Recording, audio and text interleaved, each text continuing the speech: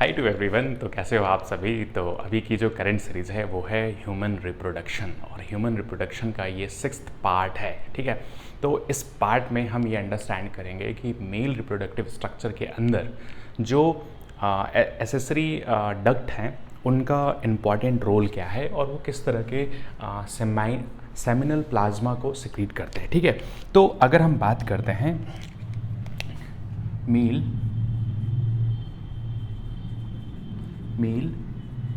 Accessory duct. ठीक है, हमने ये अंडरस्टैंड किया कि 3 टाइप के डक्ट्स प्रेजेंट होते हैं। ठीक है, जो जिनका काम क्या होता है, सिक्रीट अ सेमिनल प्लाज्मा। अच्छा, एक यहाँ पर इंपॉर्टेंट टर्म मैं लिख रहा हूँ जो नीट में पूछा भी गया है, सीमेन किसे बोलते हैं। तो हमेशा आप याद रखना कि सीमेन जो है वो स्पर्म प्लस सेमिनल प्लाज्मा को ही हम बोलते हैं। सेमिनल प्लाज्मा को ही हम बोलते हैं। अच्छा, इस चीज़ को आप कैसे डिफाइन करोगे कि सेमिनल प्लाज्मा होता क्या है। तो सेमिनल प्लाज्मा होता क्या है, fluid secreted by male accessory duct।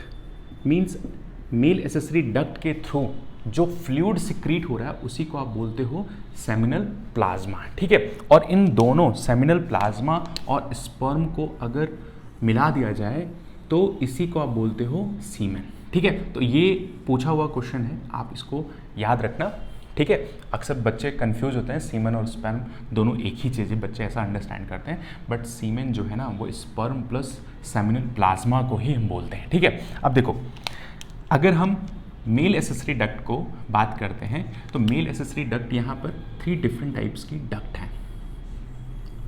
3 different type की डक्ट्स हैं। एक को हम बोलते हैं सेमिनल वेसिकल्स, दूसरे को हम बोलते हैं, एक को हम बोलते हैं सेमिनल वेसिकल्स, दूसरे को बोलते हैं prostate gland. Male accessory duct नहीं है बच्चे, मेल एसेसरी ग्लैंड से यहाँ पर। ठीक है, इस चीज़ को आप थोड़ा सा करेक्ट कर लेना, मेल एसेसरी ग्लैंड। ठीक है, अब देखो तीसरा जो है उसको आप बोलते हो, तीसरा जो है एक है सेमिनल वेसिकल, दूसरा है प्रोस्टेट ग्लैंड, और तीसरे को आप बोलते हो बल्बो यूरेथ्रल ग्लैंड, या इसी को आप दूसरे ऑल्टरनेटिव नाम से बोलते हो काउपेरिस ग्लैंड। ठीक है, काउपेरिस ग्लैंड। ये तीनों ही मिल करके सेमिनल प्लाज्मा को सिक्रीट करते हैं। ठीक है, देखो बच्चे, पार्ट 6 चल रहा है पर हम सारे टॉपिक्स को ना बहुत ही डिटेल मैनर में अंडरस्टैंड कर रहे हैं। अगर बच्चे आप इस लेक्चर को देख करके आप अपनी नोट्स को प्रिपेयर करोगे ना, तो मैं गारंटी लिख करके बोलता हूँ बच्चे कि आपकी NCERT लाइन टू लाइन आपको अंडरस्टैंड होगी। ठीक है, चलो टॉपिक पे आ जाओ। तो देखो, सेमिनल वेसाइकल जो है ना, सेमिनल वेसाइकल जो है वो जनरली पेयर के फॉर्म में प्रेजेंट होते हैं, 1 पेयर के फॉर्म में प्रेजेंट होते हैं। ये आप हमेशा याद रखना।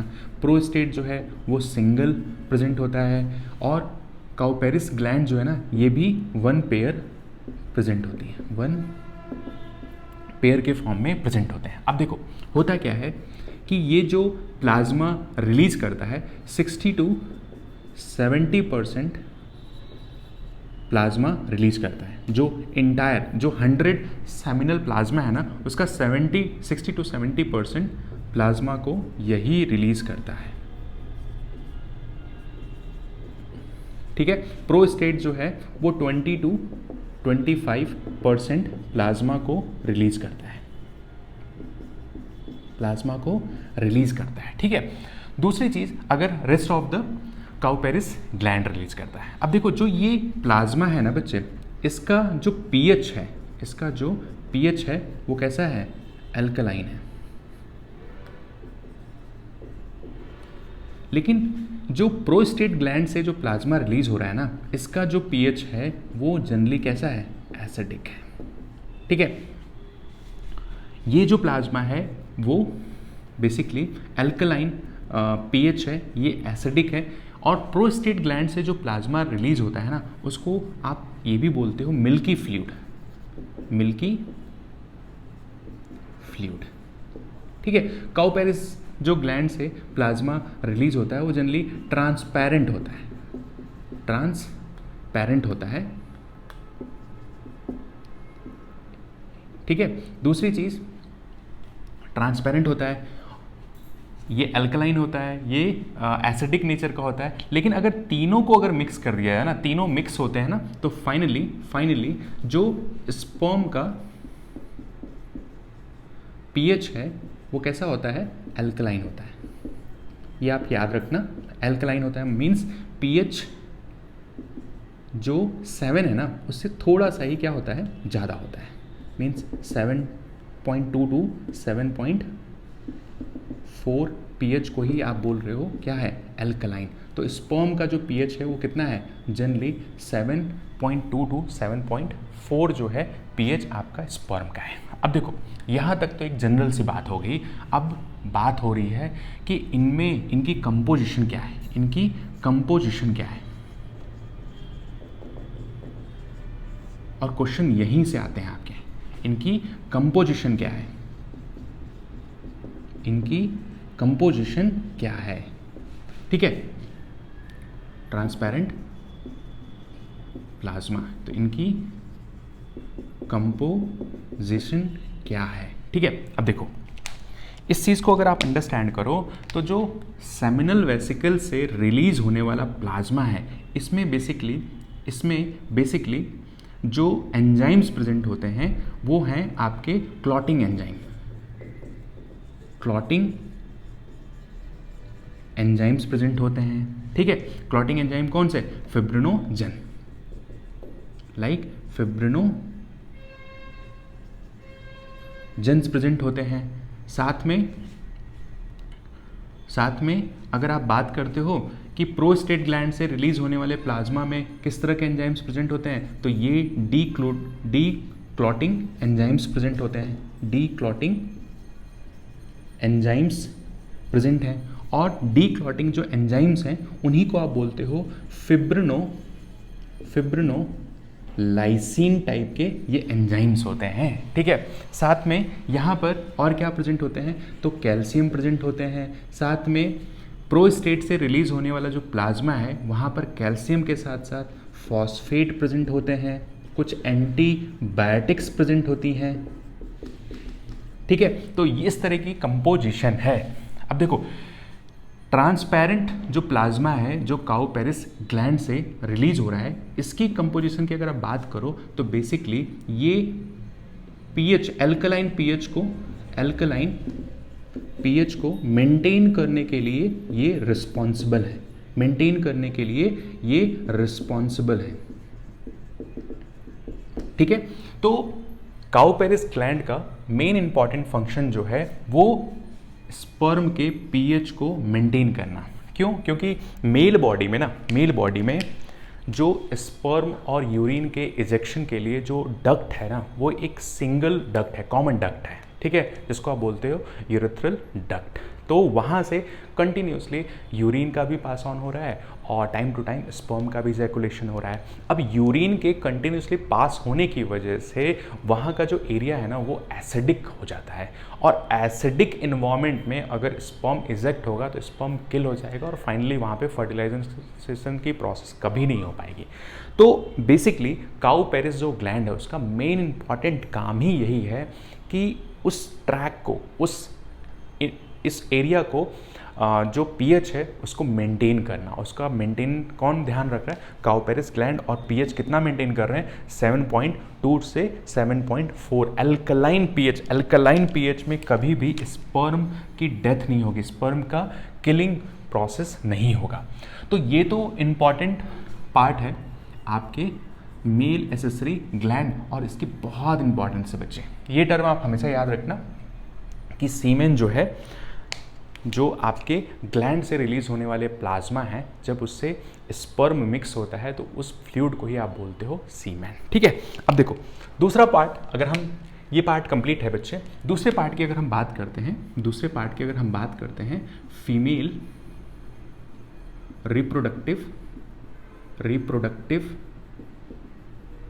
सिस्टम की अगर हम बात करते हैं, तो फीमेल रिप्रोडक्टिव सिस्टम जो है फीमेल बॉडी के पैल्विक रीजन्स में प्रेजेंट होता है। पहली चीज, इन फीमेल बॉडी में इनकी लोकेशन क्या है, तो पैल्विक रीजन है। पैल्विक पार्ट में फीमेल रिप्रोडक्टिव स्ट्रक्चर प्रेजेंट होते हैं। ठीक है, दूसरी चीज, अगर हम बात करते हैं कि फीमेल रिप्रोडक्टिव सिस्टम जो है वो कंसिस्ट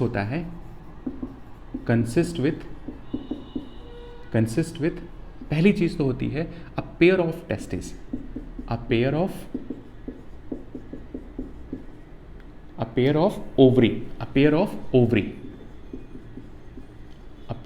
ओवरी। ठीक है, एक राइट ओवरी और दूसरी लेफ्ट ओवरी। दूसरा पार्ट अगर आप देखो तो a pair of oviduct,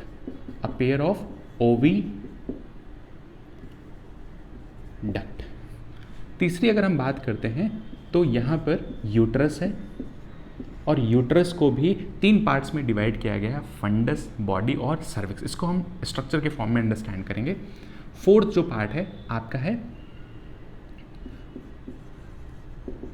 vagina, fifth जो है वो है सर्विक्स,